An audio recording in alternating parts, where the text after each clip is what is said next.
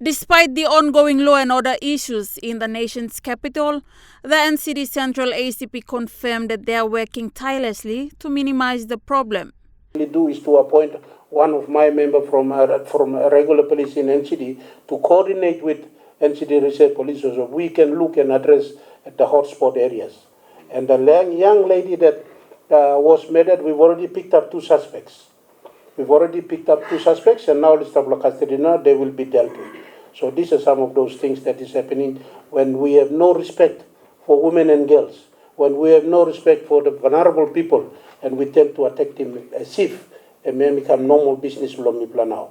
So we have got to address those issues. So 2 of those suspects has been picked up and arrested, and there are several more will be arrested and charged. We know who they are, we know their identities. He also gave an update on the incident that happened at Tokarara.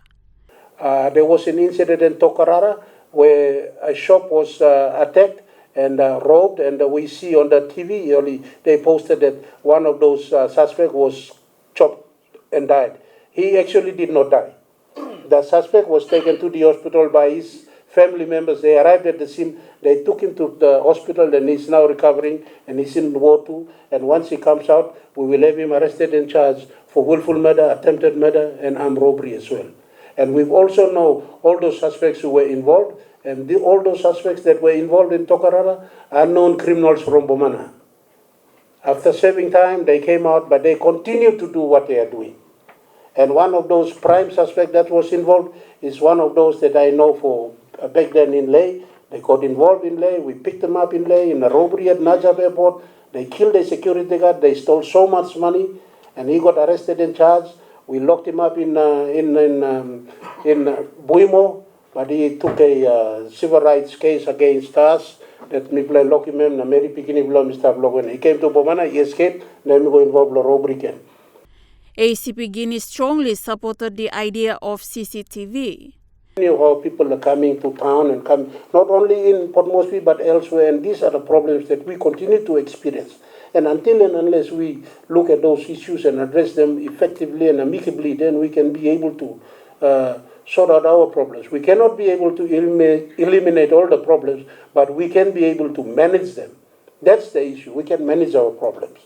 And the idea of CCTVs, yes, I think the CCTV thing is a very good initiative, and we can do that because I also travel overseas and I see police in overseas countries. They don't drive around in their vehicles like, you go to Beijing. You won't see police in Beijing city drive around in their vehicles. They only sit in their office and they look at the CCTV. And when they see there is a problem, they direct the car and go straight to the slab.